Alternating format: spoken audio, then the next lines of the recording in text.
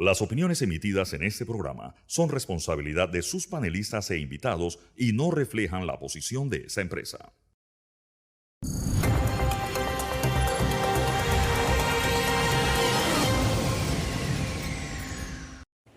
Esta semana culminó el primer periodo legislativo de nuestra Asamblea Nacional. El necesario balance de los tropiezos, resultados y tareas pendientes es obligatorio esta semana aquí en nuestro programa.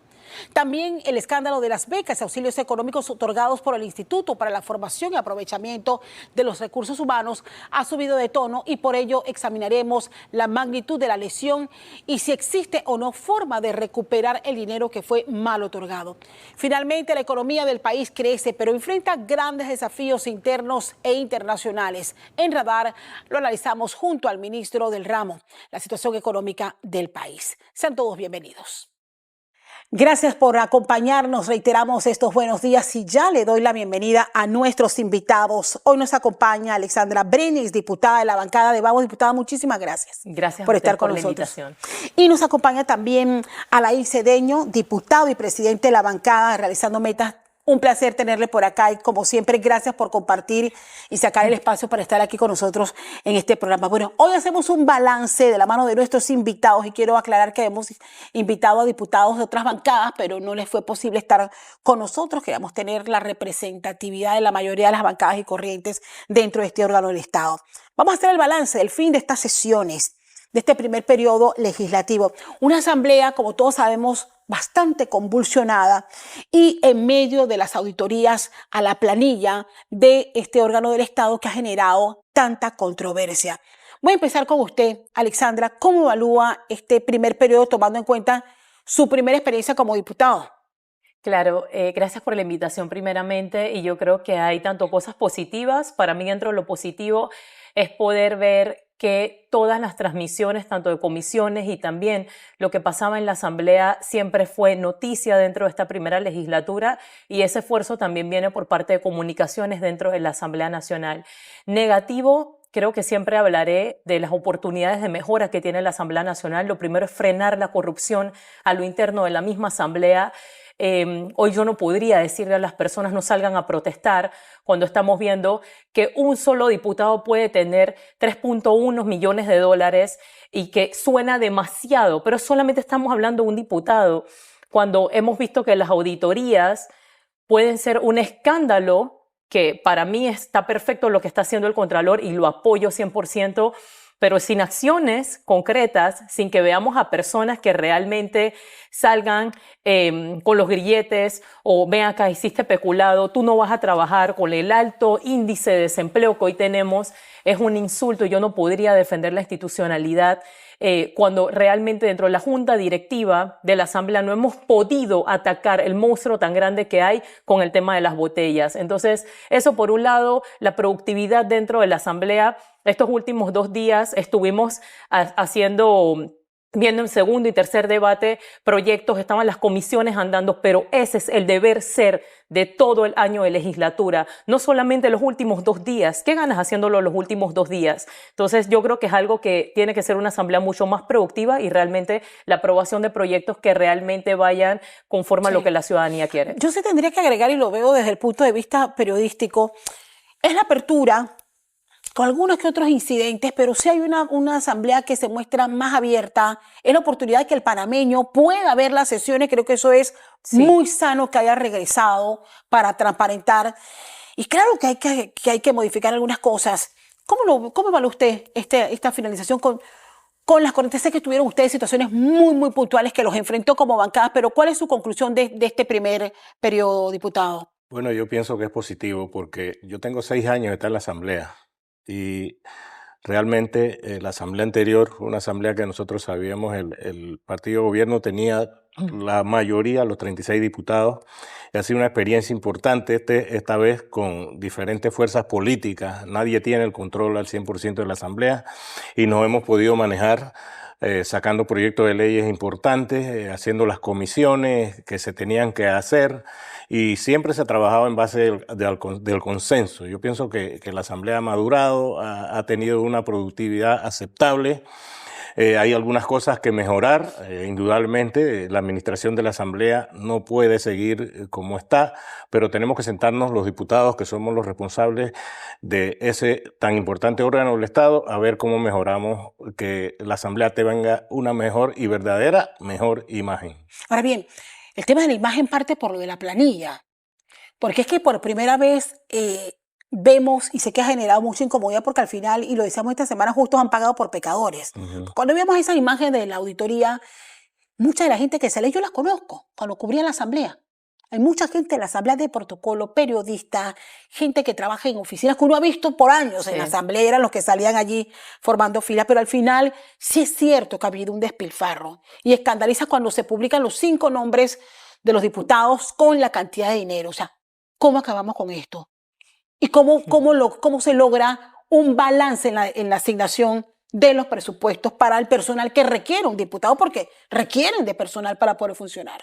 Claro, es súper importante esa pregunta porque todos nos podemos quejar, sin embargo, yo creo que dar soluciones es sumamente importante. Yo soy especialista de recursos humanos de profesión, Castalia, y cuando yo veo prácticamente que de una planilla estamos hablando de casi 140 personas que tiene un diputado, cuando para que la gente que no lo entiende, hay una planilla que es la 2020, que son $20,000 que tiene el diputado para poder tener a su equipo de trabajo, personas dentro de la planilla.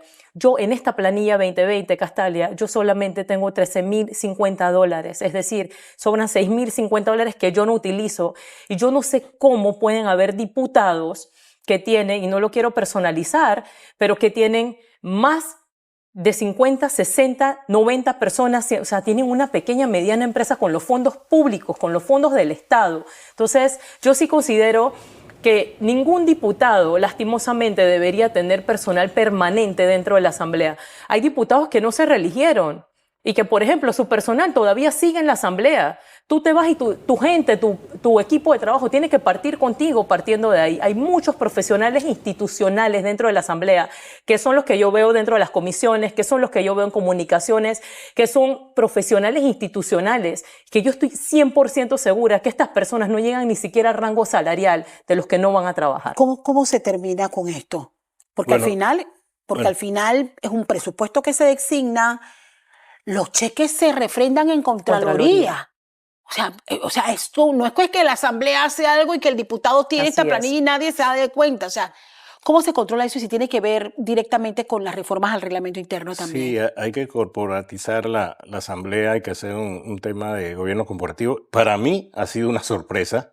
Mucha gente piensa, porque muy pocos se reeligieron, que yo tengo mucho tiempo en esto. Yo no sabía, nunca he participado de lo que es la directiva de la Asamblea y no sabía que esto se estaba dando. Yo estoy igual, yo tengo $20,000, que es lo que tienen todos los diputados. En el periodo anterior yo no tuve ningún trabajador permanente, solo los $20,000. Y ahora yo, que soy jefe de bancada, se incrementó por el tema de la bancada, que también hay personal, pero siempre me he manejado, o sea, del gobierno, de los diputados de gobierno, yo soy uno de los que menos tengo en ese aspecto. O sea, yo realmente no tenía conocimiento. Por eso digo... ¿Y eso cómo se reparte? Es que no sabemos. Por eso yo decía al inicio, tenemos que sentarnos los diputados. Indudablemente que tenemos que hacer un cambio en la directiva de la Asamblea, eso no hay duda, porque ninguna empresa que usted genere un escándalo de este tipo va a mantener la directiva existente. Entonces nosotros tenemos que sentarnos entre todos, inclusive los que tenemos algún tipo de relevancia en las bancadas, y ver cómo vamos a manejar este tema, porque la ciudadanía hay que darle una explicación y hay que ver cómo mejoramos el tema de la administración de la Asamblea. Pero lo más importante es que tenemos una Asamblea diferente y que sabemos que todos nos vamos a poner de acuerdo como lo hemos hecho en los otros temas. O sea, para ver cómo nosotros mejoramos el tema de la administración de la Asamblea. Sí, Castalia, disculpa, y también diputada Alain, yo no creo que podamos decir que tenemos una asamblea diferente hoy día. Para mí tenemos una asamblea con distintos actores, probablemente las mismas prácticas, porque este escándalo realmente es una vergüenza, tanto para personas que no tenemos personal permanente, que no nos consumimos los $20,000, que tratamos de ahorrar dentro de la Asamblea, que trabajamos con el personal mínimo que puede estar dentro de un despacho de un diputado, y realmente para mí es inconcebible uno en el estado que se encuentra el país hoy económicamente, pero más allá de eso es también un insulto a la población poder justificar, querer justificar probablemente que personas, diputados, tengan esto. Y, ojo, aquí yo quiero saber cómo se va a solucionar, porque, por ejemplo, si un diputado quiere defender a sus 140 personas de su personal dentro de su planilla, el diputado es el que tiene que llenar el papel para poder colocar su asistencia, lo firma y probablemente va a pelear por su personal y sus 140 personas. Entonces, para mí, tiene que ser muy drástico si hay duplicidad de funciones, quién viene, quién no viene. Y yo quiero hacerles la salvedad a mi distrito de San Miguelito, porque yo vi personas que son del distrito de San Miguelito, que no trabajan en la asamblea y los vi cobrando cheque. Yo voy a ser una de esas personas que va a utilizar ese correo que coloco al Contralor.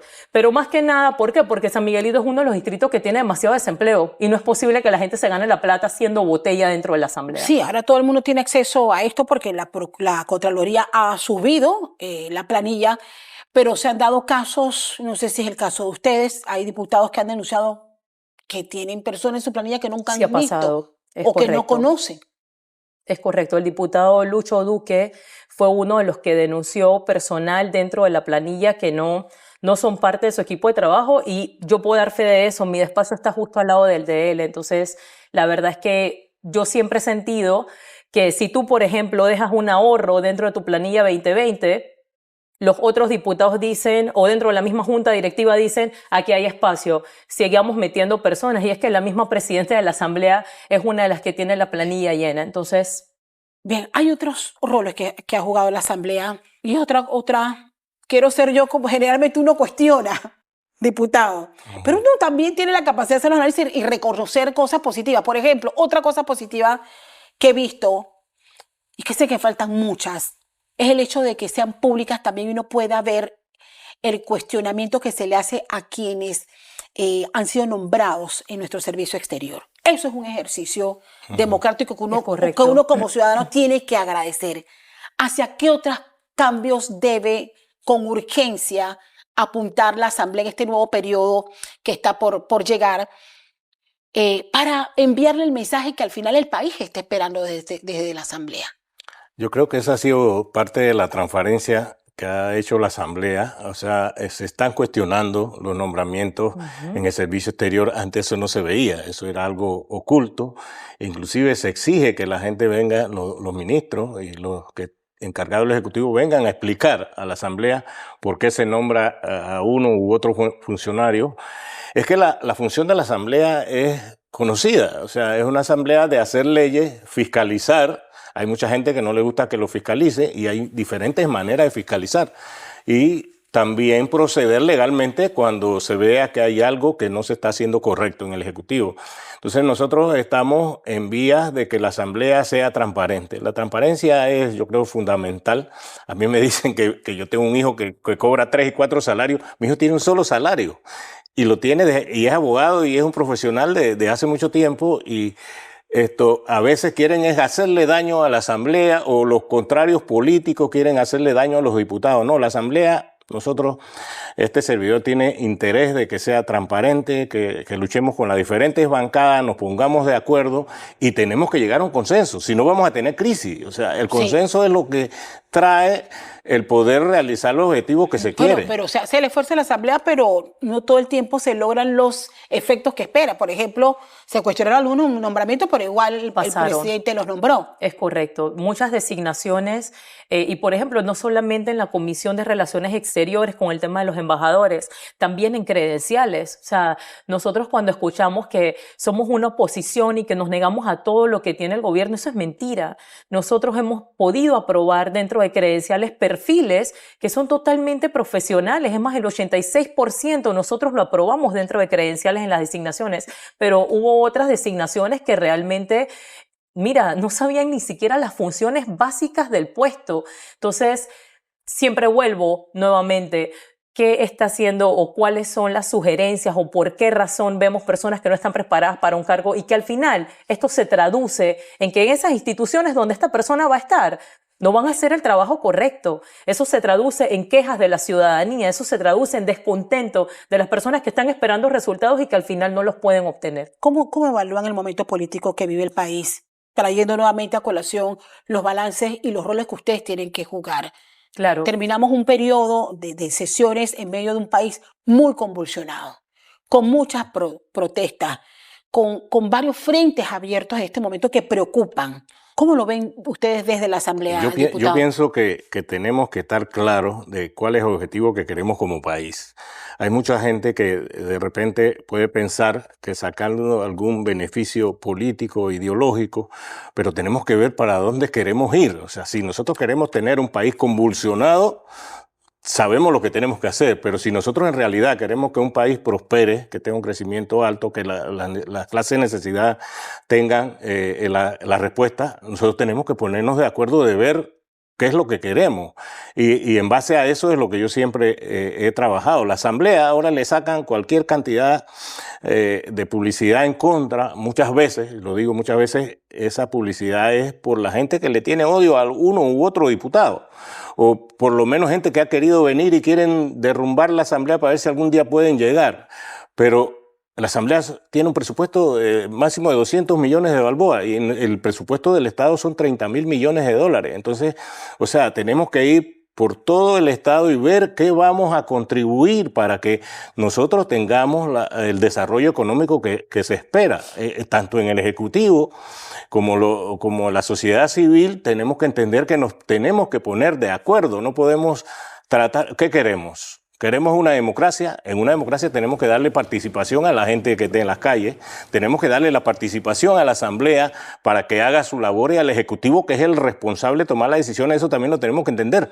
Pero si nosotros vamos a pretender que el Ejecutivo haga lo que dice un grupo en las calles, vamos a perder el liderazgo y la dirección del país. Entonces tenemos que tener cuidado, porque todo esto lo que está convulsionando de tal manera que en un momento dado nosotros vamos a perder el control y eso no es positivo para el país. ¿Cómo lo ven ustedes de la bancada?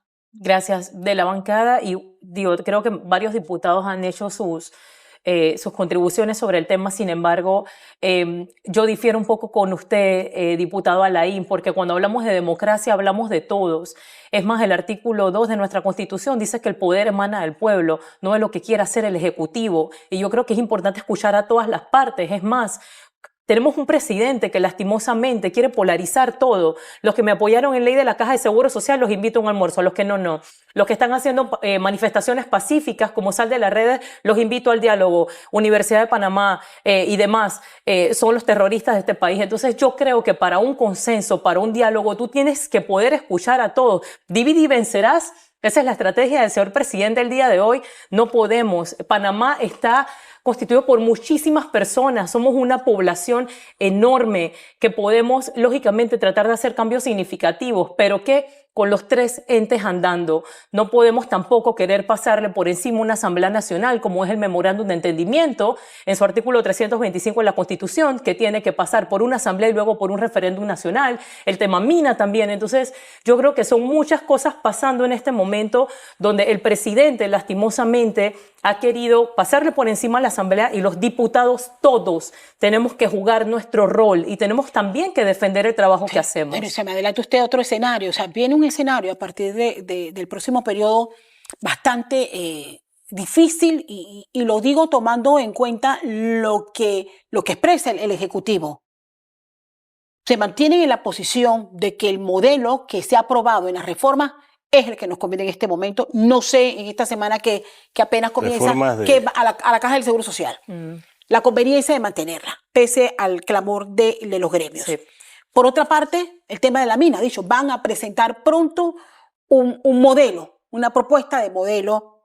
Nos queda Río Indio, que no sé en qué tiempo va a quedar lo de Río Indio, pero a lo que voy es, vienen escenarios donde ustedes tienen que jugar un rol de balance. Tienen que jugarlo. Sí, y la pregunta es, ¿qué asamblea necesitamos hoy? Porque viene el cambio a la Junta Directiva de la Asamblea Nacional. Y quería reiterar lo que dije, nosotros lo que pensamos es que en una democracia, pone el ejemplo de la Caja del Seguro Social, ya se aprobó la ley, hay recursos, inclusive hay propuesta de modificación de la ley que podemos hacer los diputados, puede ser el Ejecutivo, pero tenemos que ceñirnos a las reglas de la democracia. Si nosotros no estamos de acuerdo con el memorando de entendimiento, tenemos que ir a la Corte y poner nuestra queja, la apelación, pero no tratar de llevar al país al caos, porque hay gente que sí quiere que el país se vaya al caos, y eso es lo que tenemos que tener cuidado. Las protestas se tienen que dar y tenemos que aceptarlas definitivamente, ¿no? Y tiene derecho, el que manda es el pueblo. Si el pueblo panameño dice que la ley del Seguro Social hay que renovarla, bueno, presentemos el proyecto y nosotros estamos de acuerdo, si es una mejor ley, la vamos a aprobar, eso no hay duda, pero tenemos que usar los canales y no tratar de virar el país pata para arriba porque después no sabemos cómo lo vamos a virar nuevamente. Eso es lo que me trato de expresar. O sea, la democracia tiene que funcionar y no de ninguna manera que haya un caos social. Bien, hablo de los cambios en la Asamblea. ¿Va a haber cambios en la presidencia de la Asamblea? Y voy directo a la pregunta. ¿Usted va a aspirar a la presidencia de la Asamblea? Bueno, yo creo, una de mis deseos curriculares es ser presidente de la Asamblea. Nosotros sí, en realidad, queremos hacer una administración de la Asamblea que quede para el futuro como la mejor dirección que se ha dado en la Asamblea. Nosotros sabemos que ahora mismo no podemos seguir como estamos y lo que queremos apelar a los diputados es que veamos realmente quién tiene la capacidad, que veamos el currículum, que vemos la experiencia, que vemos la capacidad profesional para dirigir de tal manera que sea un gobierno corporativo en la Asamblea para que, de hecho, la Asamblea cumpla su rol. Es el primer órgano del Estado, aunque le quieran tirar la leña que quieran. El primer órgano del Estado. Ahí hay 71 personas elegidas por el pueblo. En la Corte Suprema los ponen de a dedo. En el Ejecutivo solamente hay 2, que es el presidente y vicepresidente. El primer órgano del Estado tiene que hacerse sentir y nosotros eso es lo que queremos, demostrarle al pueblo panameño que él va a tener su asamblea. La asamblea sigue siendo la esperanza del pueblo.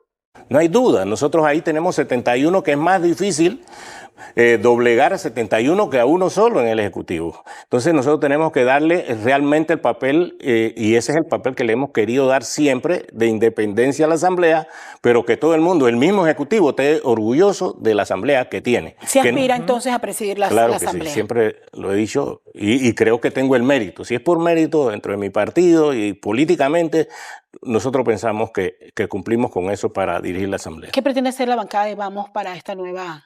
Claro. Bueno, nosotros todavía no nos hemos reunido como para poder coordinar o organizar si vamos a ir con un candidato y yo creo que es importante, esta reunión que pase dentro de Vamos para saber si vamos a ir o no a aspirar dentro de la Junta Directiva, pero yo sí considero que el diputado, usted que tiene aspiraciones, diputada Alain, es importante hacer cambios. No quiero usar la palabra por la que muchas personas me identifican, pero cambios que realmente la gente sienta, mira que hay una asamblea que tiene 4.000 empleados, esta vez va a tener menos de 1.500, porque en ese edificio no caben tantas personas empezando. Entonces yo creo que es importante hacer los cambios, tener una asamblea mucho más productiva en aprobación de leyes, andando las comisiones. Las comisiones dependen siempre de quién es la junta directiva de la comisión y la gente dice, es que sí, ponemos la esperanza toda en Vamos solo son 20.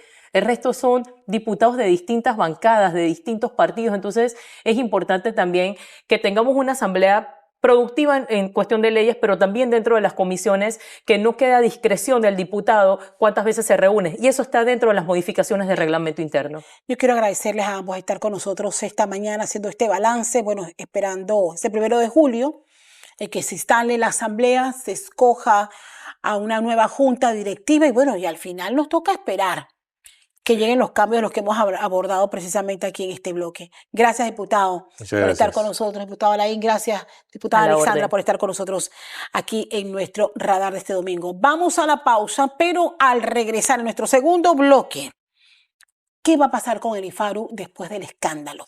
Vamos a escuchar al director del IFARU, que dicho sea de paso estuvo esta semana en la Asamblea Nacional. Vamos a escuchar la posición de los jóvenes, pero también qué recurso humano necesita el país y que vale la pena financiar esas carreras. Eso también creo que es un enfoque que amerita, porque después del escándalo la gente espera cambios en el IFARU. Siga con nosotros aquí en Radar.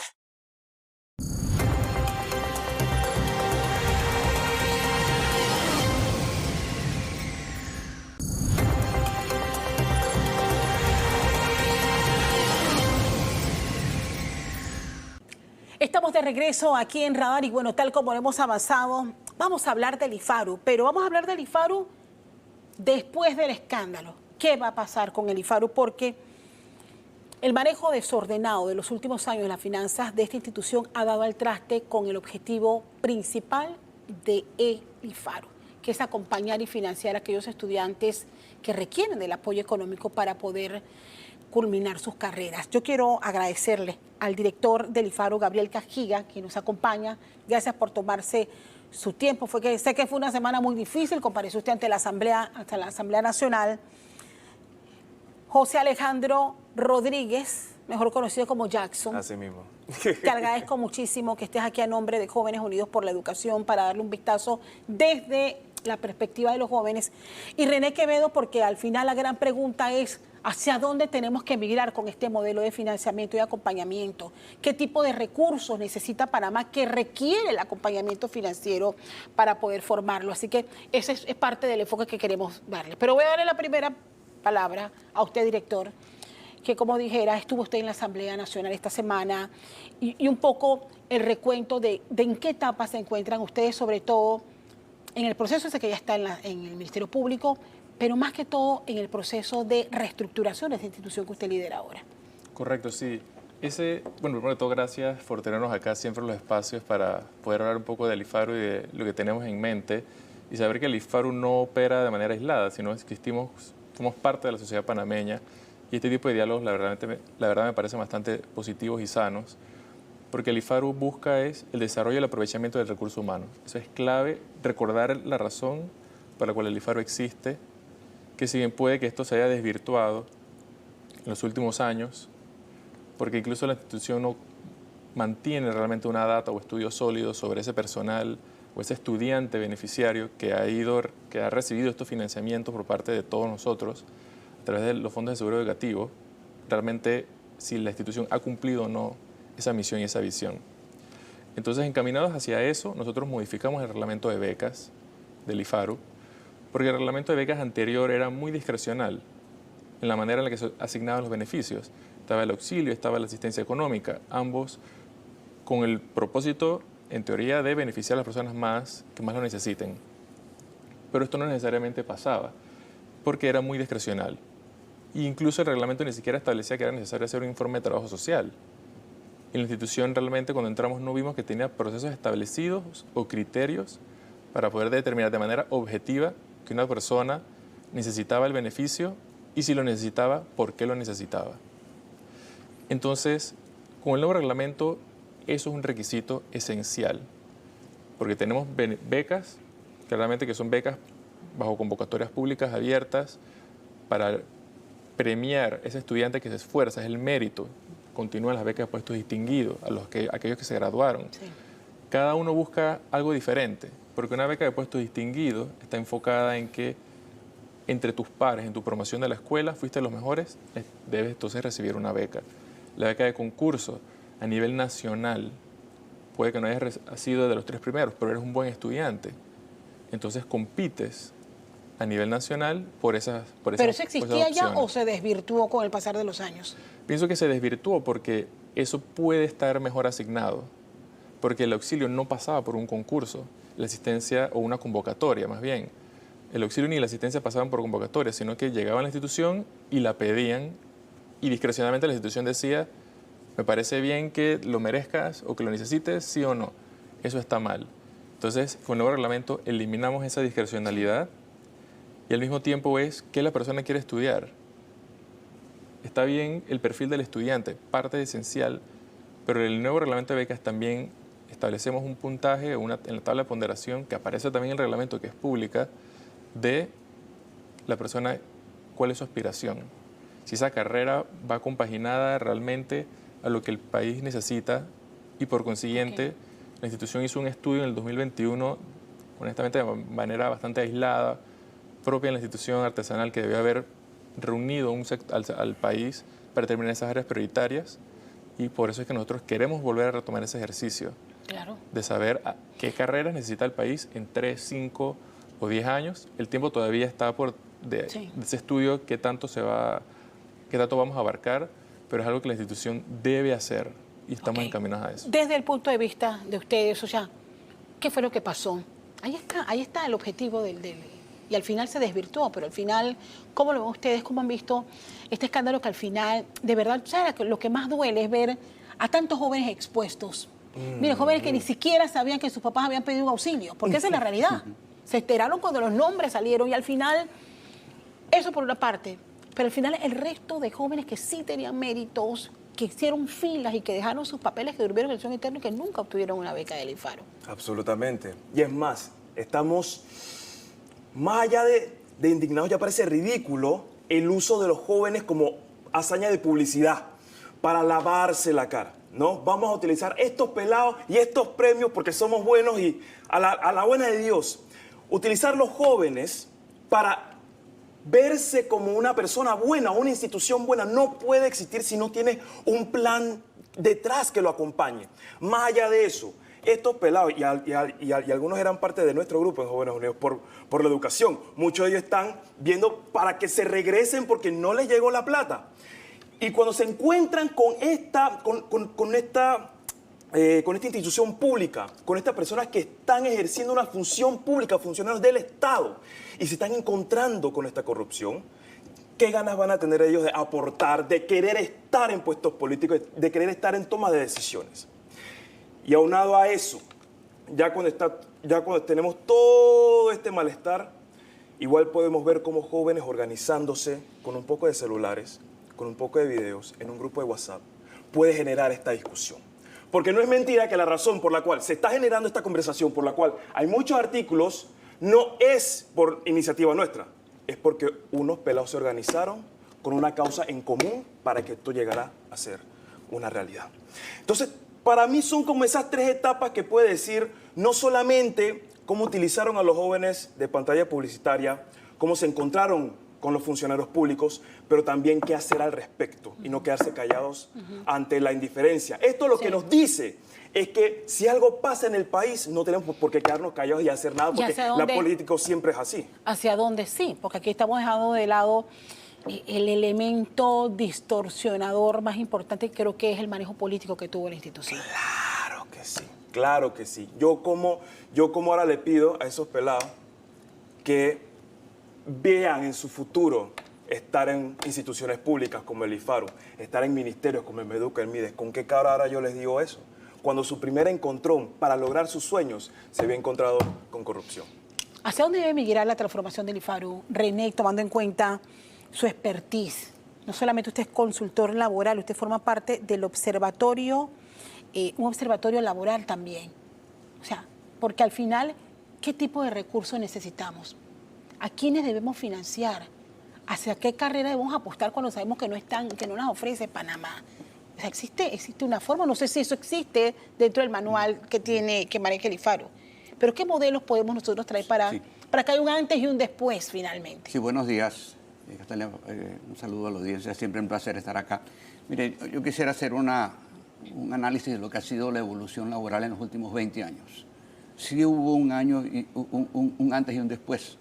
Del 2004 al 2012, 4 de cada 5 nuevos empleos que generó la economía eran asalariados del sector privado. Uno de ellos un joven. ¿Okay? Nuestra deuda externa creció a razón de $650 millones por año durante 8 años. ¿Okay? Desde el 2012 para acá, en aquella época, a propósito, 2 de cada 3 profesionales que se graduaban de nuestras universidades encontraron empleo. Del 2012 para acá, ¿okay? 4 de cada 5 nuevos trabajadores son informales y el otro es un funcionario al que financiamos con plata prestada. Solo 1 de cada 3 universitarios encontró empleo, y estamos hablando de cifras del INEC. La escolaridad promedio de nuestros jóvenes en el mercado laboral es 10.7 años aprobados, un año menos que la escolaridad promedio de la fuerza laboral panameña. Los jóvenes se están viendo forzados a incursionar en el mercado laboral sin estar preparados. Ahora bien, hay una situación con respecto al futuro. Yo he estado involucrado prácticamente en todos los estudios de demanda laboral que se han hecho. Hay una situación puntual. Nosotros en los últimos 5 años ocurrió una situación. Perdimos 4.600 millones de inversión privada, incrementamos la deuda externa en 27.000 millones, ¿okay? Pero tuvimos 2 shocks. dos shocks económicos que tuvieron impactos laborales diferentes. Primero fue, obviamente, la pandemia, y el segundo fue el cierre de la mina y la pérdida del grado de inversión. ¿Y por qué digo que fueron diferentes?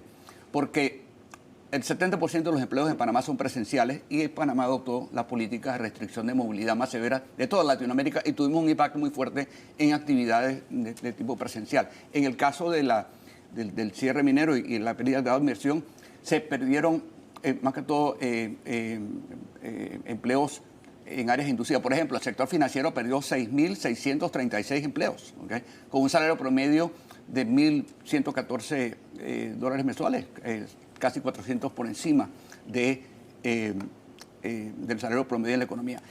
Hubo una caída muy fuerte, a pesar de que definitivamente yo tuve la oportunidad también de hacer un análisis de la estimación de personal que vamos a necesitar en las áreas de tecnología de la información.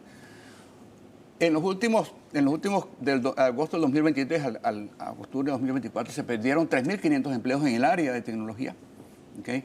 Pues producto de que obviamente hubo una caída muy fuerte en sectores que demandan mucha tecnología. Entonces, esto debe ser definitivamente la tecnología tiene que ser uno de los sectores por los cuales debe apostar el IFARU, sin duda, sin duda. Ahora bien, dentro de todo esto, de acuerdo a las estadísticas del censo, 3 de cada 5 panameños mayores de 5 años nunca han usado una computadora. Entonces, obviamente tenemos un enorme esfuerzo. Sí.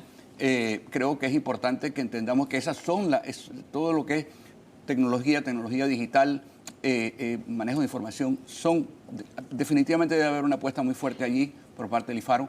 Pero, insisto, creo que tenemos que poner los caballos delante de la carreta. El Estado no puede ser el que genere empleo. Hoy tenemos 24.000 asalariados privados menos y 63.000 funcionarios más que en agosto del 2012.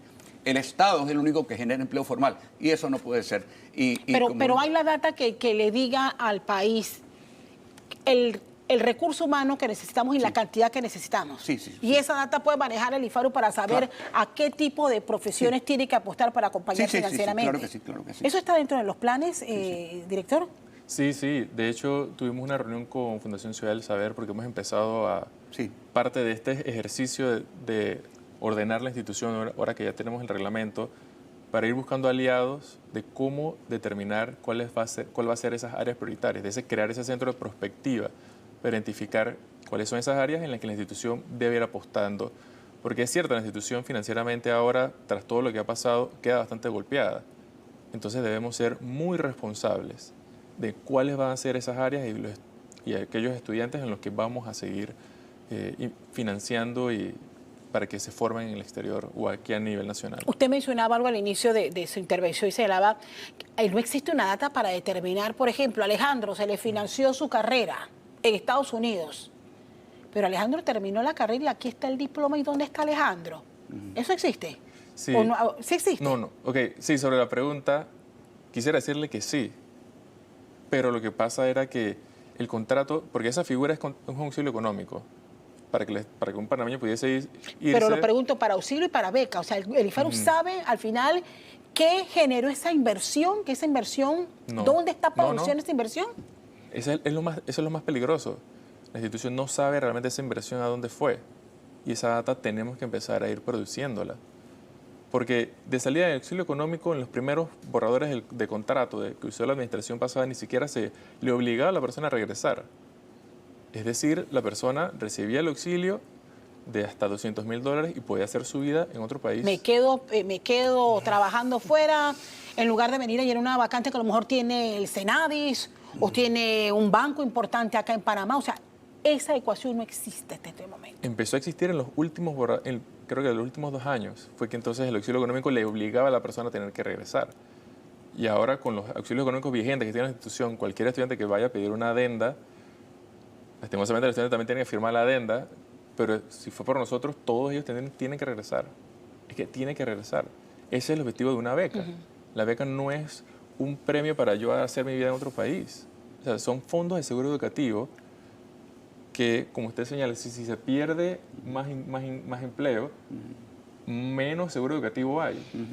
Y eso de una vez impacta qué tanto el IFARU puede dar becas. ¿Esos dineros algún día se recuperarán? Si no me equivoco, las cifras que usted compartía recientemente eran que 2. $45,000, 2 personas son las que voluntariamente han devuelto. Y de por sí los que, en cuanto a incumplimientos de X la institución, siendo bastante autocrítico en cuanto a la recuperación de una persona que ha incumplido, en contrato ni siquiera tenía obligado a que pusiera un fiador. Entonces, ese tipo de ausencias a la hora de poder garantizarle a la institución la devolución en caso de incumplimiento no existían. Sí. Y eso limita mucho el porcentaje que nosotros vemos que podemos recuperar. ¿Cómo vislumbras tú el IFARU de aquí a un par de años? Porque, bueno, a usted le corresponde la difícil tarea de transformar, de dar la cara, porque los 55 millones que estaban pidiendo recientemente de traslado es para pagar lo que debemos. Así es, deuda, sí. Porque ni siquiera estamos abriendo el programa de concursos todavía, eso lo podemos hablar más adelante. Pero ¿cómo lo ves desde tu perspectiva? De mi perspectiva, no envidio su posición. Yo tampoco. En lo absoluto, yo creo que tiene una carga bastante grande porque en usted reside los sueños de muchos pelados. Y en verdad quisiera pensar de que todo se va a resolver. Estamos hablando de una historia muy trágica de una institución que en esencia era para ayudar a los más necesitados. Se dio a dedo en la administración anterior quién podía y quién no. Estamos hablando que cuando empezó esta administración vino el director, creo que Jaime Díaz, y dijo, se quebró el IFARU y se sobregiró 3 veces más de lo que tenía. Y ahora llega él para hacerlo.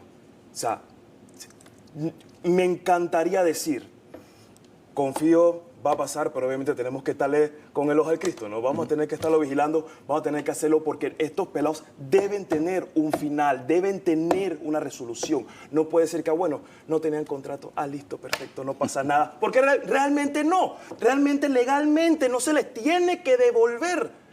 Pero es que hubo un compromiso, ellos ya lo hicieron el proceso. O sea, todos están puestos en el director Cajiga y bueno, todos vamos a estar al pendiente de lo que haga y cualquier cosa vamos a estar apoyando porque aquí no es algo de, usted es bueno, yo soy malo y tú eres bueno. Es cómo podemos apoyar para que se resuelva a los pelados. Aquí todo el mundo ya está estudiado. Lo que hace falta son los pelados que están tratando de echar para adelante y en lo que podamos aportar con muchísimo gusto. ¿Hacia dónde tiene que migrar el modelo, René? Bueno, primero tiene que ver ese análisis de demanda, efectivamente, y porque al final del día el IFARU es un medio para, ¿okay? No es un fin.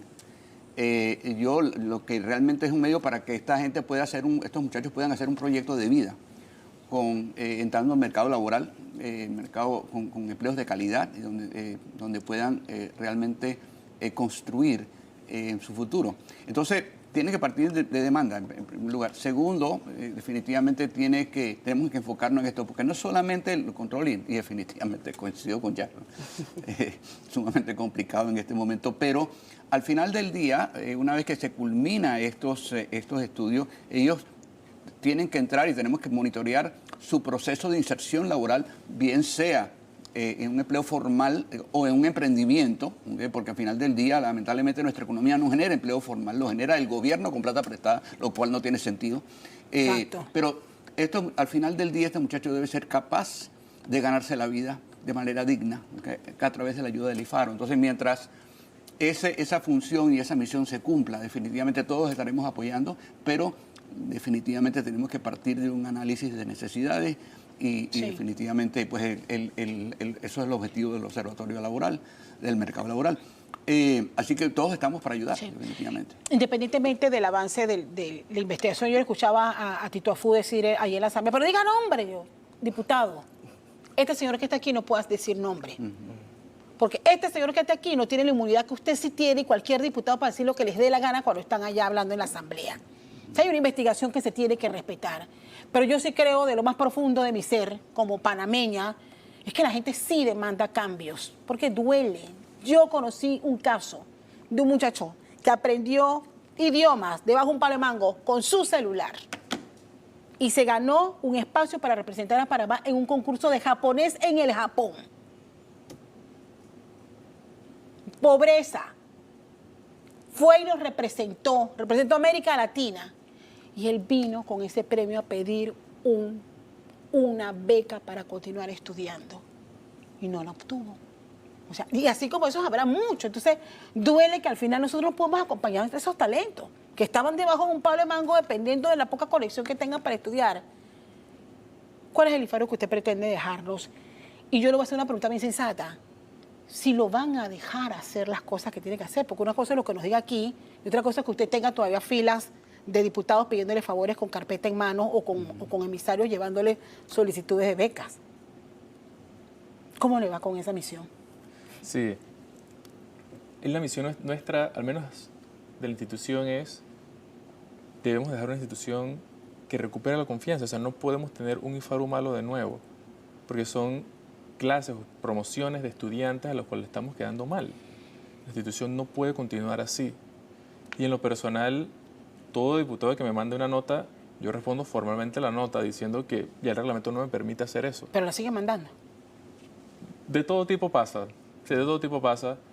Y yo entiendo que hay casos y casos donde me ponen el conocimiento de una necesidad o me dicen de un estudiante de puesto distinguido que no se le ha tramitado la beca. Entonces hay que saber conscientemente leer y ver qué es lo que realmente la persona está poniendo de conocimiento. ¿Está pidiéndome algo o hay una falencia del proceso propio del IFARU, el cual hay que ser autocrítico? De seguro muchos de los que llegan de la mano a algún diputado tienen una necesidad real, pero el sistema no debería permitir que llegaran a través de un diputado. Exacto, o sea, por eso la convocatoria debe ser pública, debe ser abierta. No es que yo necesite un contacto para que entonces yo tenga una preponderancia superior a otra persona. Eso no debe ser así. Yo me acuerdo cuando yo me gradué de la escuela, yo me gradué de tercer puesto de mi promoción en el IPA. Lo que me hacía gradué de una beca de puesto distinguido. Y empecé a estudiar en la UTP. Pero yo quería estudiar en Taiwán, entonces abrieron las becas de Taiwán. Y yo apliqué y me tocó ir al IFARU a una entrevista. Y en el IFARU, para estudiar ingeniería eléctrica allá.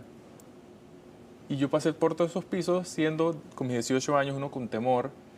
Pasas en la entrevista y en la propia entrevista, posteriormente, el representante de Senacid me dice, pero es que tenés que haber aplicado a Senacid. Y yo en mi ignorancia pregunto, bueno, no sé, yo igual confiaba que yo, tercer puesto en mi escuela, representé al país en Olimpiadas Iberoamericanas de Física en Guayaquil 2011. Imagínese. Yo sentí, esta vez que yo me la voy a ganar. Y después sacan la lista de los que quedaron seleccionados y no salgo yo. Yo ni le dije a mi familia, porque me daba mucha ¿Cómo tristeza. se sintió en ese momento? Me sentí humillado, triste, decepcionado de ese proceso. Yo no aplico a ninguna beca del IFARU sino 6 años después para estudiar chino. Tampoco me la gano. Luego aplico a las becas del gobierno de China, ya que Panamá rompió hasta con Taiwán, queda con China. Y tampoco me gano la beca ya para una maestría. Y fue donde pensé, ¿sabes qué? Ya no voy a aplicar a ninguna beca aquí en Panamá. Voy a aplicar a la Fulbright. Y gracias a Dios el gobierno de Estados Unidos ahí sí me apoyó.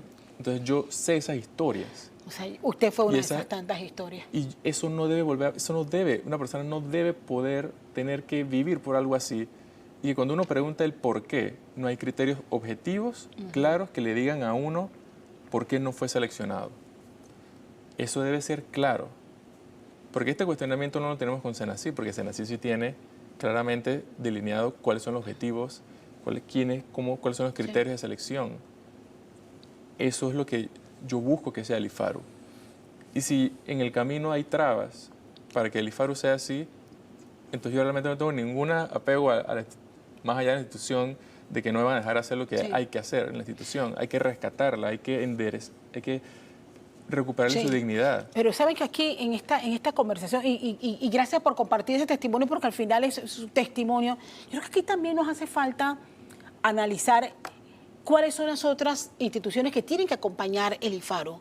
Porque si existiera en Panamá un sistema educativo de primera, desde la primaria, incluyendo universidades, yo no tendría por qué estar diciendo, Castalia, ¿será que vas a tener que meterte, enyardarte en deuda para mandar a tu estudiar afuera? Porque la carrera que él quiere está allá y no está aquí. O sea, por esa situación atraviesan miles de familias. Entonces, ¿quién dijo que una persona no quiera aspirar a estudiar un colegio privado porque la que está, y pongo un ejemplo, la que tienen allí cerquita en su comunidad no llena las expectativas? Esa es la realidad. O sea, mientras no funcione el sistema, René, vamos a tener miles de jóvenes con el derecho ciudadano que tienen a pedir ir a estudiar afuera. Así es. Así es. Sí, definitivamente tenemos que... El futuro no solamente el futuro, el presente está en la educación. O sea, lamentablemente nuestros jóvenes se están viendo forzados a incursionar en un mercado laboral al cual no están preparados, uno. Segundo, inclusive como dije antes, del 2012 para acá solo 1 de cada 3 universitarios consigue trabajo. Obviamente tenemos un sistema educativo divorciado de la realidad laboral del país. Yo no sé quién es el culpable de eso, pero sí sé quiénes son las víctimas, ¿ok? Pero sí todos somos responsables de arreglar esto. Entonces creo que definitivamente de más está decirlo que estamos para apoyar y creo que sí, no puede volver a ocurrir. Creo que tenemos que ir construyendo el futuro. Y eso no es solamente el tema económico, es toda la parte institucional. El IFARU es realmente puede ser una fuente para que muchos jóvenes puedan cumplir sus sueños. Entonces, definitivamente hay que fortalecerla, ¿no? Sí. Director, importante, en este momento hay una especie de impas. O sea, no hay concursos de becas todavía. ¿En qué momento ustedes pretenden o esperan poder retomar nuevamente ese proceso? Porque hay una realidad, hay deudas pendientes y no hay concurso en este momento. Sí, ahí lo que buscamos en la institución, que incluso el presidente lo ha dicho, o sea, debemos prometer lo que sabemos que la institución puede dar, porque no podemos abrir un concurso como pasó en años pasados para dar el doble de becas o a todos los que concursan, pero ¿dónde está el compromiso presupuestario financiero? O estamos vendiendo promesas nuevamente. La institución no puede vender promesas, debe recuperar esa confianza en la población. La institución, si abre un concurso es para que la gente sepa los criterios en los que va a ser seleccionados y que sepa cuántos van a ser. Entonces, con el traslado que aprobó la Asamblea Nacional, vamos más encaminados a tener un panorama más claro de dónde la institución está realmente parada.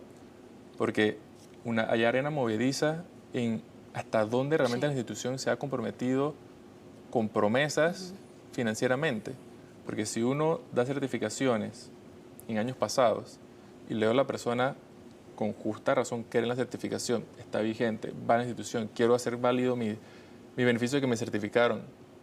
Claro, legalmente puede que no haya una vinculación, pero moralmente hay un compromiso claro, y una confianza que no se ha dado. Entonces, nosotros estamos seguros que este semestre vamos a tener un panorama muchísimo más claro, financieramente, de dónde estamos parados. Nosotros, en otros espacios he hablado que en mayo, precisamente este mes, podemos dar más luces de hacia dónde vamos, porque con los 55 millones saldamos 2024 aquellos de concursos, pero luego viene compromisos ya del 2025, primer y segundo pago, que no les hemos hecho frente. Entonces vamos encaminados, ya hemos hecho las solicitudes al Consejo Nacional que nos ha autorizado a pedir dinero adicional, y con estos esfuerzos estamos encaminados a ver hacia dónde estamos. Bien. Breves conclusiones, Jackson. Nosotros tuvimos la oportunidad de escuchar a muchos de los jóvenes que estaban en el concurso nacional de oratoria viendo este tema, y muchos terminaban con altas emociones por la decepción que sentían. Creo que eso y de ver cómo se organizaban es lo que nos enseña todo este proceso y lo que vamos a estar muy al pendiente de lo que haga absolutamente y estar a la disposición de apoyar y de estar fiscalizando todo lo que ocurra. ¿Tus conclusiones, René? Bueno, definitivamente la educación es lo que nos va a permitir ese país del futuro, y el IFARU es un medio para que muchos jóvenes que no tienen acceso, digamos, a los medios lo puedan lograr. Así que yo, digamos, soy optimista de que entendamos de que el futuro y el presente depende de nuestros jóvenes, y creo que, insisto, eso debe ser una lucha de todos, debe ser una obsesión nacional. Termino con la suya, director. Sí, aquí los he escuchado que están dispuestos a dar la ayuda a la institución.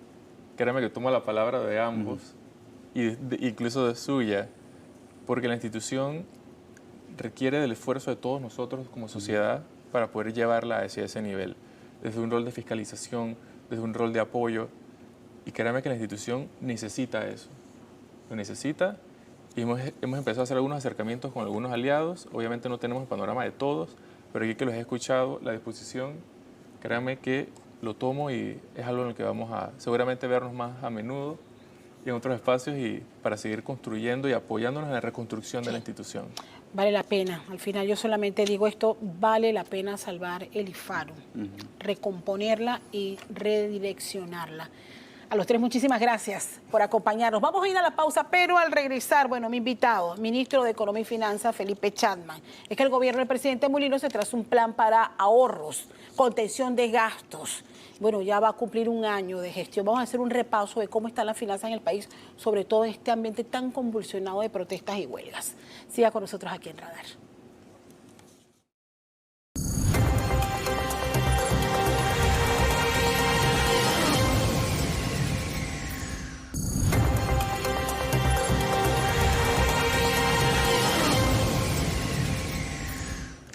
Regresamos con Radar y con nuestro invitado, Felipe Chapman, ministro de Economía y Finanzas, tal como lo hemos avanzado. Ministro, le agradezco muchísimo el tiempo que se toma para compartir con nuestra audiencia hoy domingo.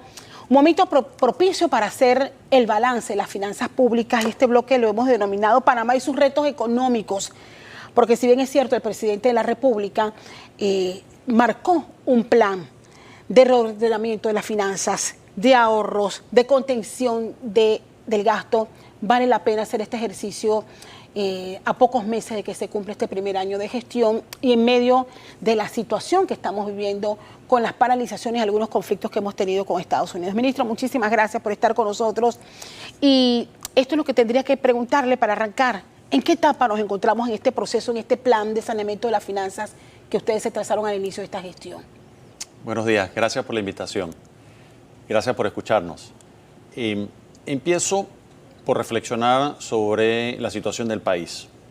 1 de julio, sabía yo de antemano que estábamos heredando una situación supremamente difícil en lo económico, en las finanzas públicas, con inmensos problemas no resueltos por varias administraciones. Caja de Seguro Social, Mina, un problema inmenso heredado. Y una tendencia a un deterioro de las finanzas públicas que termina afectando la calidad de vida de todos los ciudadanos. A veces pensamos eso no es conmigo. Sí, es contigo, panameño. Eso te va a afectar poder conseguir un trabajo bien remunerado, poder tener acceso a financiamiento en términos y condiciones que se pueden pagar para comprar una vivienda, un automóvil, para financiar tu micro, pequeña y mediana empresa. Es decir, el objetivo nuestro es la gente. Yo acepté este reto, primera vez como servidor público suyo, para mejorar la calidad de vida de la gente. Tenemos problemas inmensos que se pueden resolver con un plan bien pensado, problemas identificados, soluciones alternativas de soluciones identificadas, escogiendo las más viables para mejorar tu vida del panameño. Lo que estamos viendo en la calle, que es un proceso democrático, dicho sea de paso, yo me declaro un total demócrata, hasta el tuétano, como diríamos, y defenderé el derecho de esos ciudadanos de pensar distinto.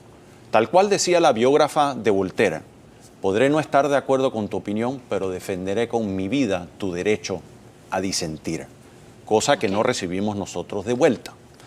Y en ese aspecto, tema interesante de la situación terrible que hemos heredado, que no tenemos reparo de enfrentarlo con propuestas, que no siempre son populares, pero son propuestas dirigidas a resolver los problemas. Lo que estamos viendo en la calle es un proceso democrático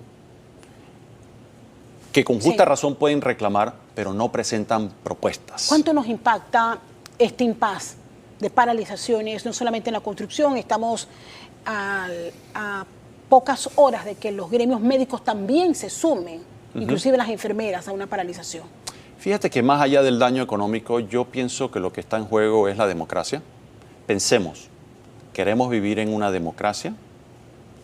O miremos a América Latina, las dictaduras que conocemos. ¿Quieres tú vivir panameño en esa dictadura? En un proceso democrático hay diálogo y se escucha. Por ejemplo, la Caja de Seguro Social, el proceso de escuchar las preocupaciones, posibles soluciones, a los problemas de la caja de social tomó meses, se agotó hasta la saciedad. Primero, en diálogos antes de llegar a la Asamblea, antes de preparar una propuesta de reforma que cuando se presentó incluía las preocupaciones y potenciales soluciones de la Caja de Seguro Social, muchas con las cuales este servidor que les habla no estaba de acuerdo, pero ese es el proceso democrático. Y cuando fuimos a la Asamblea, lo que salió muy distinto a lo que yo hubiese deseado, pero es el proceso democrático. Usted se mantiene Caso contrario, si me permites, caso contrario, si se hubiera aprobado una ley tal cual uno quisiese, eso es una dictadura, que es lo que están pidiendo en las calles. O se aprueba lo que yo quiero o se tiene que derogar. Eso no es democracia. Ojo, es importante recalcarlo. Eso es intolerancia y se les invita a conversar. Dice, yo no converso hasta que usted derogue. Eso no es democracia. Eso es dictadura. Lo que está en juego aquí es el futuro político que va a terminar en el futuro económico del país. Ministro, volver al modelo solidario, que es lo que han estado reclamando a lo largo de estas últimas 2 semanas. Falso. El programa que tenemos hoy en día, lo aprobado, es más solidario que lo que nunca ha habido en este país. Fíjense en lo interesante. Proponen derogar la ley. ¿Qué pasa si se deroga? No se pueden pagar las jubilaciones de los actuales jubilados. Los futuros jubilados que estaban en el sistema mixto recibirían peores pensiones. ¿Qué propuestas presentan? Eso de regresemos a un sistema solidario. Lo que realmente eso significa es el sistema de reparto, porque este es un sistema más solidario de lo que nunca ha habido. En Washington, que acabo de regresar, conversé con muchas personas de América Latina, de países vecinos, y muchos nos preguntaron cómo lograron en un proceso democrático una reforma tan ambiciosa que los coloca entre los mejores sistemas de pensiones del mundo. Paso seguido me preguntaban algunos países vecinos, ¿por qué está protestando la gente? Le digo, no por la Caja de Seguro Social, y eso hay que tenerlo muy claro. No les interesa ni tu pensión, ni la Caja de Seguro Social.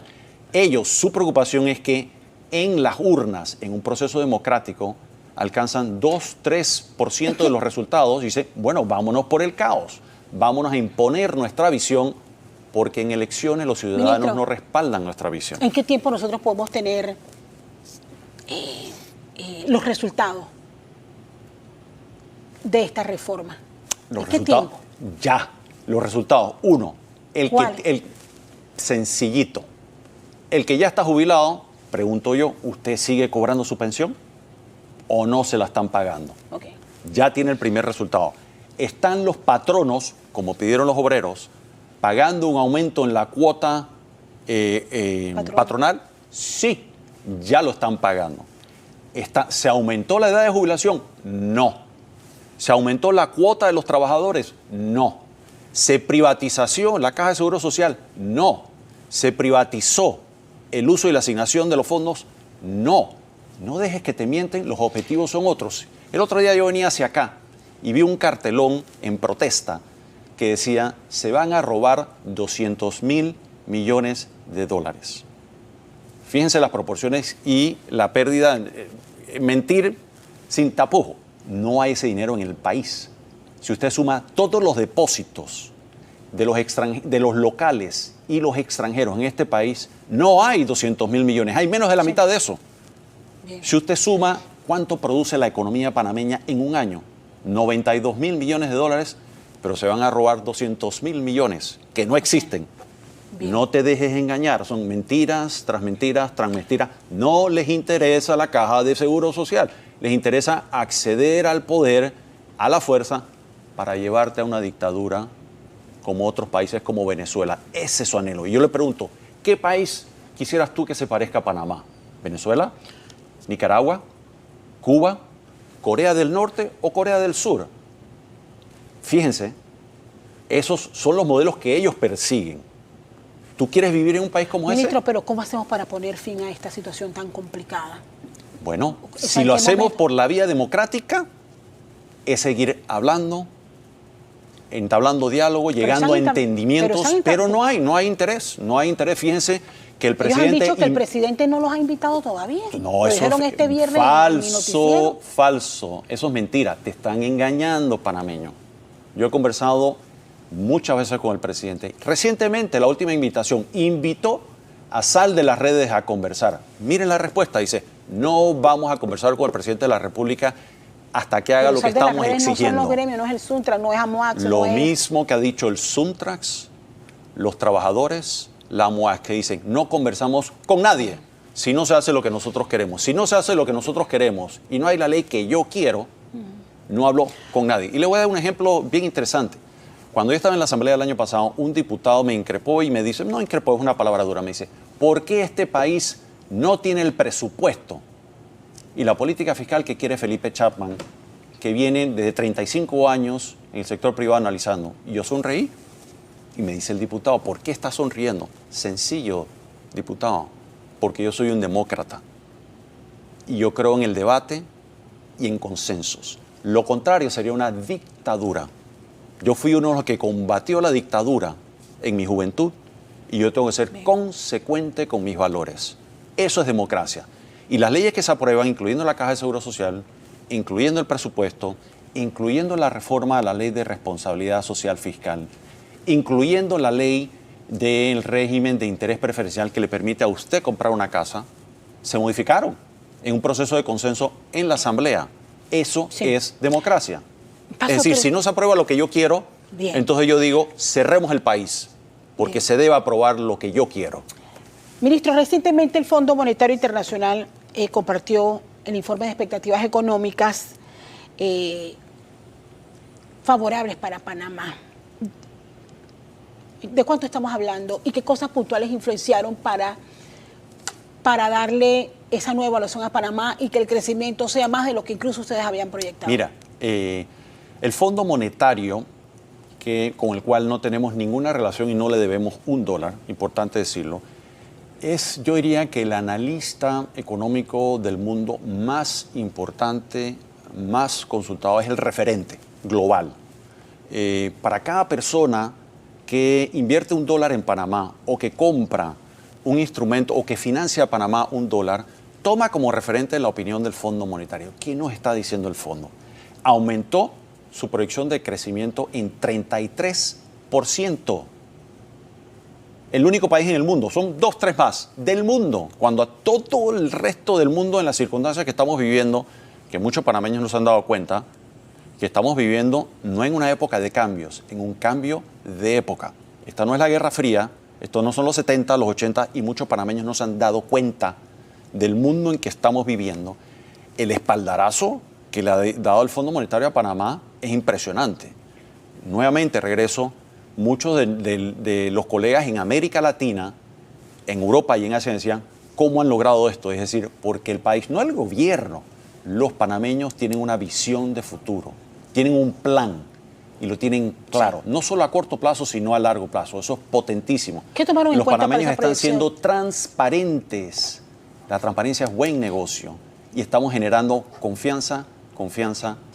¿Tuvo que ver cuánto pudo haber influido esta última reforma en esa proyección del FMI? Muchísimo. Y entonces, la percepción es, el pueblo panameño comparte una visión, tal cual como se hizo con la expansión del canal y 78% de los panameños votaron a favor. Dice, ese país tiene una visión, ese país quiere prosperar, quiere eliminar la pobreza, quiere que haya mejores empleos, quiere que haya mejores ingresos. No un gobierno, en 5 años no se logra todo eso, se tiene que lograr en 10 años, en 15 años, pero cuando hay un consenso de una sociedad, hacia allá queremos ir, eso manda un mensaje potentísimo, mucho más allá de un gobierno. Siendo así, entonces, si uno de estos esfuerzos que ha hecho Panamá ha sido la reforma y es reconocido por este organismo, o sea, ¿qué pasa si nos volvemos a estancar o se deroga la norma tal como lo están solicitando algunos sectores? Los grupos de menores ingresos, a los que paradójicamente dicen defender, son los que más van a sufrir. Va a aumentar el desempleo, no van a incrementarse los salarios, es decir, la calidad va a aumentar la delincuencia, es decir, la calidad de vida de los panameños se va a desmejorar. Hacia allá es donde te quieren llevar. Ojo, panameño, no dejes que te echen un cuento. No están protestando por la caja de seguro social, no están protestando por la mina, no están protestando por un acuerdo con los Estados Unidos. La agenda es otra, el fin es otro. Es decir, acceder, quiero gobernarte sin ganar las elecciones. ¿Por qué te quiero llevar a una dictadura como Venezuela? No deje que te echen cuento. Bien, bien. Ministro, voy a pasar a otros temas para aprovechar los minutos para esta entrevista. Ha causado mucha expectativa lo que está ocurriendo en la Asamblea y el accionar de la Contraloría, respetando los poderes del Estado y la autonomía que tiene la Contraloría para poner orden. O sea, al final mucha gente dice, ¿cuándo se pone orden en el resto de las instituciones? ¿Cómo ve usted como ministro? ¿Forma parte esto de la contención del gasto? Se hablaba al principio del gobierno de que tenemos que diseñar un gobierno del tamaño del que el país necesita. Sí. O sea, yo quisiera tener un presupuesto mucho más prudente, para no decir austero, que fue el que presentamos el año pasado y que fue aumentado en la Asamblea, que somos, creer en la democracia, yo creo en la Constitución, donde separa los poderes del Estado en tres: ejecutivo, legislativo y judicial. Y ni uno se debe entrometer en el otro. Eso es importantísimo decirlo. Eso es democracia. Yo no puedo decirle a la Asamblea, ni pretendo, ni al presidente cómo debe actuar. Ahora bien, el Contralor, que es designado por la Asamblea Nacional de Diputados, no por el Ejecutivo, es independiente. Y si va a hacer auditorías al Ejecutivo, que las hace, al Legislativo, es lo que la Constitución le permite. Yo no puedo meterme ni opinar sobre ello. Y no podemos entrar a que cambie cómo se administra la Asamblea. Si los ciudadanos, fíjense lo que voy a comentar, si los ciudadanos, por medio de los servidores públicos que los representan, apoyan a que tengamos presupuestos más disciplinados, más austeros, más prudentes, se puede lograr. Y para eso es importante el concurso de los panameños y que expresen ese apoyo, si realmente es lo que quieren.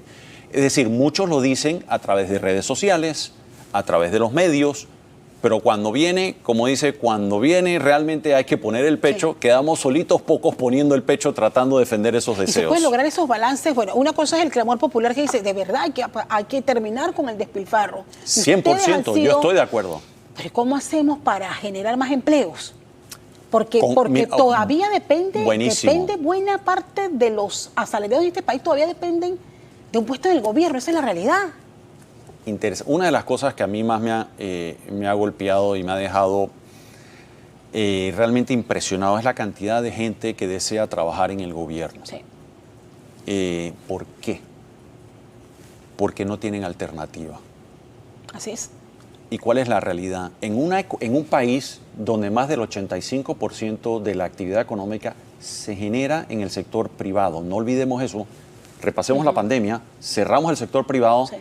Y el gobierno gastó a manos llenas, nos endeudó hasta la coronilla, como decimos en buen panameño, que nos va a tomar 10, 15 años darle la vuelta a eso, pero ya estamos empezando y la gente nos está creyendo. Necesitamos generar esa confianza, las condiciones adecuadas para que la empresa privada genere empleos, que siempre van a ser mejores que los del sector público, mejor remunerados, que te va a dar una mejor calidad de vida y mejor satisfacción, mejor autoestima.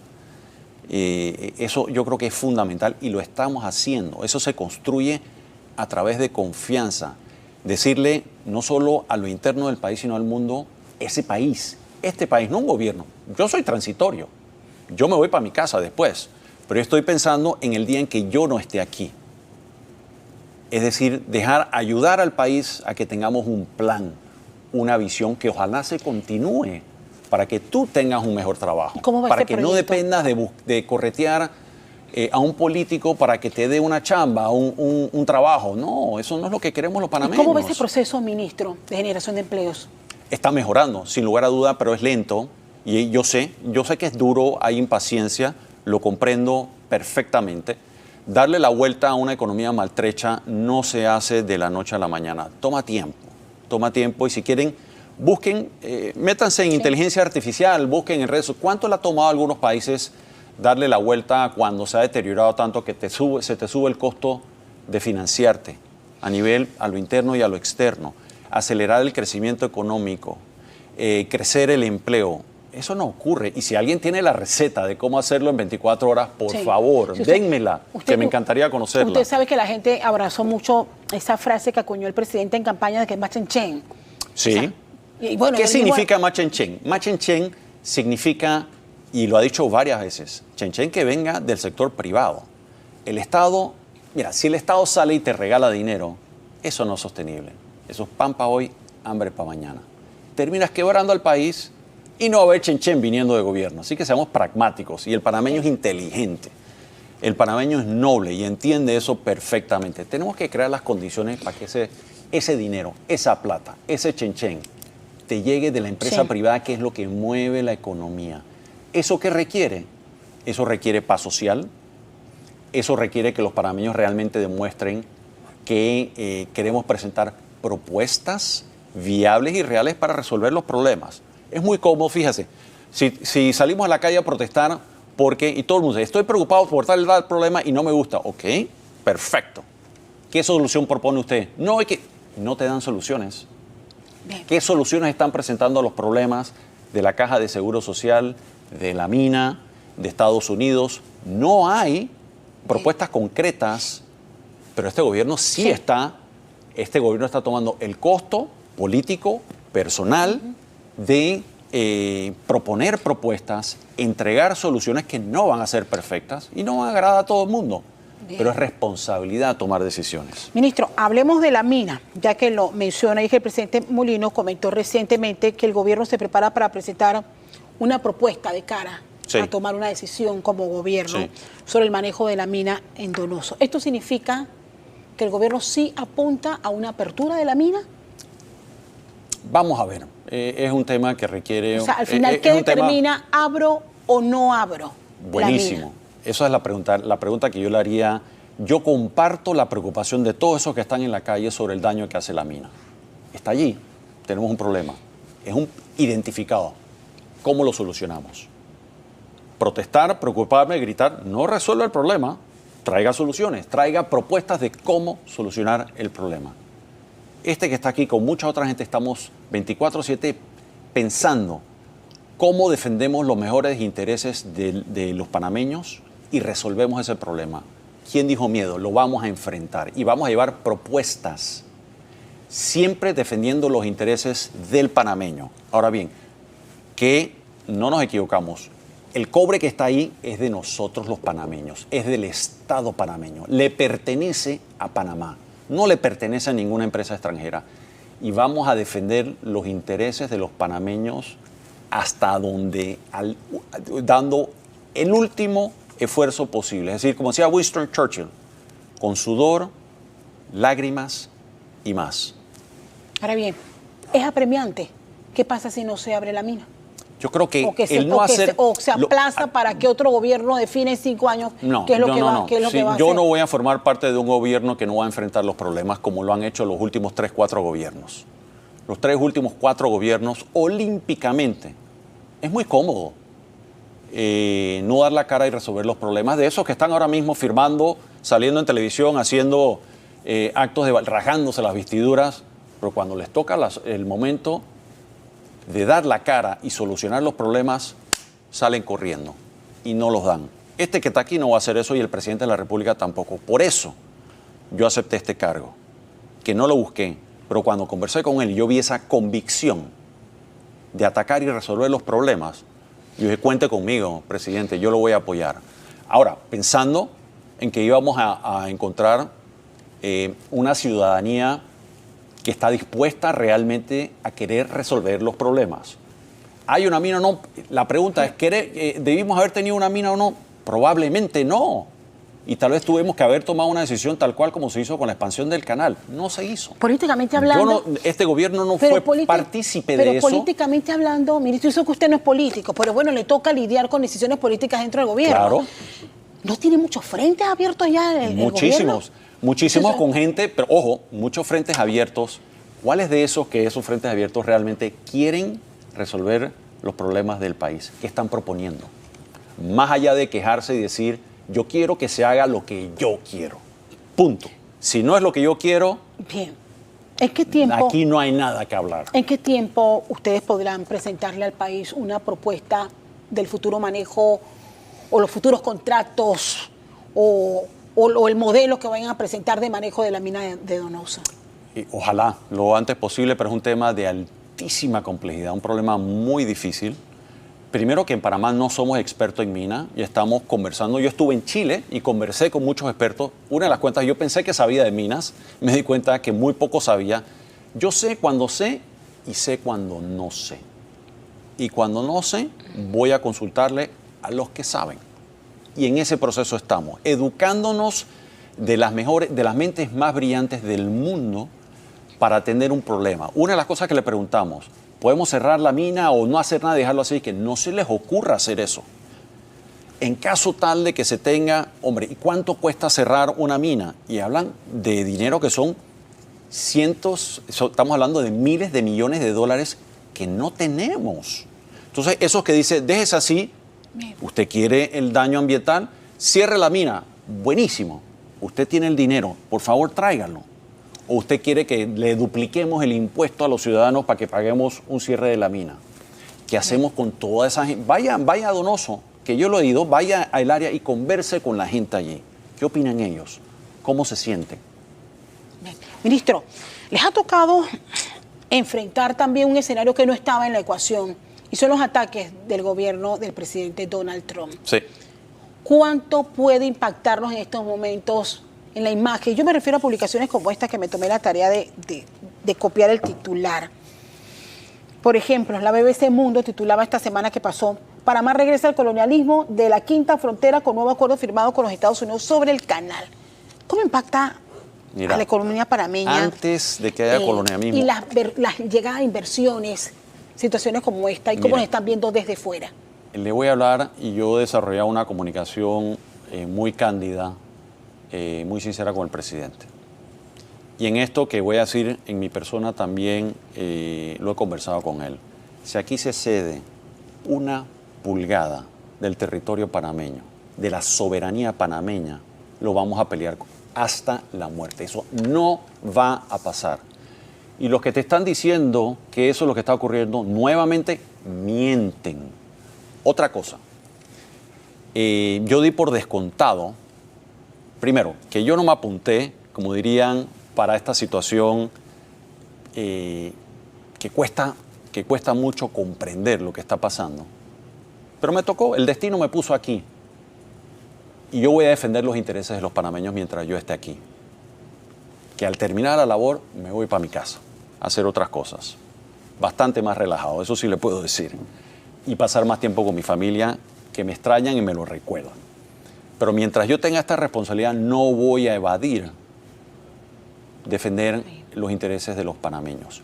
Una cosa que me he dado cuenta es que el mundo cambió en pocos meses. Y reitero, no es una época de cambios, es un cambio de época.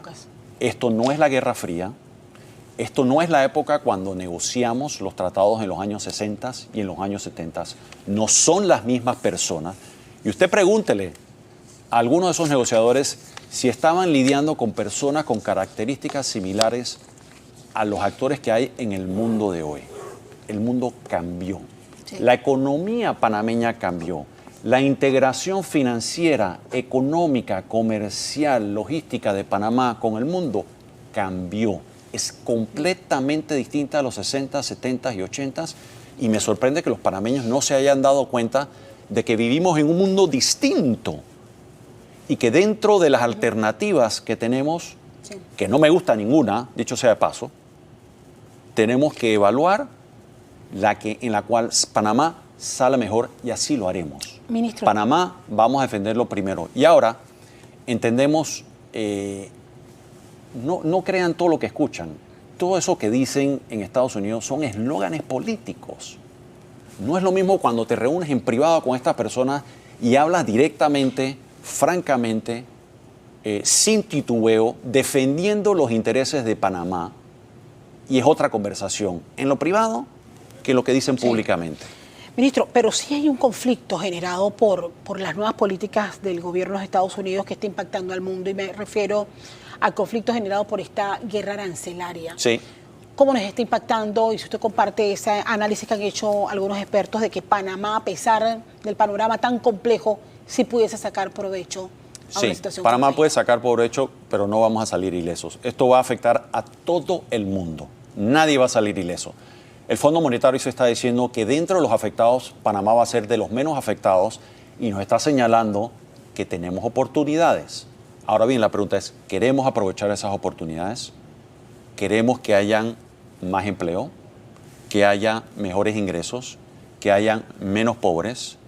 ¿Que haya o que no haya pobreza? ¿Que haya mejor distribución del ingreso nacional? Es decir, que se reduzca la inequidad que hay en este país, la injusticia social. ¿Queremos eso? Lo que está en la calle nos dicen que eso no les interesa. Ojo, no dejes que te echen cuento. Ellos no les interesa eso. Y yo sé que la mayoría de los panameños sí les interesa. Y cuando mandamos esa señal a lo interno y al mundo es potentísimo. Y podremos aprovechar esas oportunidades que trae toda esta disrupción comercial con una plataforma logística espectacular que tenemos, que estamos lejos de sacarle el máximo provecho, que lo vamos a continuar haciendo a pesar de las conversaciones y diferencias con los Estados Unidos. Les doy 2 ejemplos. En los últimos meses, en esa plataforma logística, se han anunciado inversiones casi que lo equivalente a la expansión del canal. ¿Por qué? Porque esas empresas globales están dispuestas a arriesgar tanto dinero en Panamá, porque están viendo que Panamá, no el gobierno, no quien les habla, los panameños tienen una visión y hay una oportunidad. Y han visto cómo manejamos la crisis con el gobierno de los Estados Unidos. Eso que por alguna razón, y tal vez me da culpa del gobierno nacional, que no hemos sabido o no hemos tenido éxito en explicárselo a los panameños, pero lo que te están diciendo no es cierto. Bien. Conversa con otra gente en América Latina, conversa con gente en Europa, en Asia, en Canadá, en México, y pregúntales, ¿qué tal los entendimientos que alcanzó Panamá con los Estados Unidos en una circunstancia inédita que se parece más al inicio de los años 30 de la Gran Depresión? Estamos echando para atrás 100 años. Todavía los panameños no logran comprender que estamos en un cambio de época. Eso es importante entenderlo. No estamos en el pasado y seguimos usando la misma mentalidad, el mismo ADN, el mismo discurso de hace años en un mundo que no existe. Ministro, me quedo con ese mensaje. Le agradezco el tiempo que se ha tomado para compartir con nosotros este espacio aquí en el programa Radar de hoy domingo. Bueno, bienvenido siempre, usted lo sabe. Muchas gracias. Así que, bueno, gracias. ojalá que se pueda entender los Feliz domingo para todos. Salir pronto de esta situación. Gracias, ministro. Vamos a la pausa, pero al regresar, bueno, tenemos nuestras conclusiones y, por supuesto, la habitual caricatura de Hilde Suque. Siga con nosotros.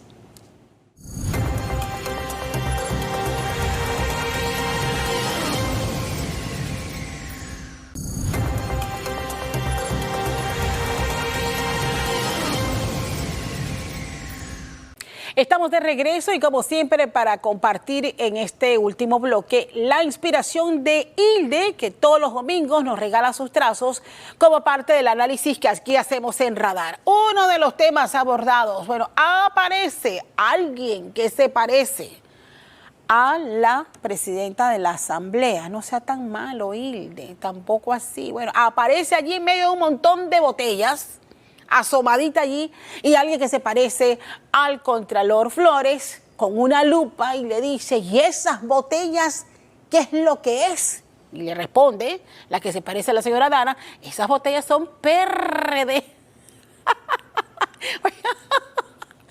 Hilde, bueno, analizando un poco lo que ha pasado y el orden que se pretende establecer en la asamblea, que escuchábamos a los 2 diputados invitados que reconocen que ese es uno de los tantos pendientes con la que termine este periodo la Asamblea Nacional. Gracias, Hilde, como siempre. Les presento mis conclusiones. Y bueno, y termina una semana de protestas que ponen en jaque el poco avance de la economía en el país. Las reformas a la Caja del Seguro Social piden ser derogadas por varios gremios y grupos civiles que se han sumado también mientras que el gobierno advierte del golpe que esto va a tener en la economía. Este es uno de los tantos temas que dividen al país en este momento y que requiere de los acercamientos necesarios. Pero también la Asamblea termina su primer periodo con algunos avances opacados por las millonarias planillas que controlan un pequeño grupo de diputados. Al final, el panameño solo espera que una vez por todas se acabe el despilfarro y los abusos que desde este órgano del Estado se han cometido. Y cerramos con una mirada distinta al escándalo del IFARU, porque más allá del fin de las investigaciones, esta institución merece ser salvada, pero para el beneficio real de nuestros estudiantes y no para unos pocos que se sirvieron por años a manos llenas de los recursos que fueron creados para preparar a los mejores. Gracias como siempre por acompañarnos aquí en Radar y nos vemos el próximo domingo.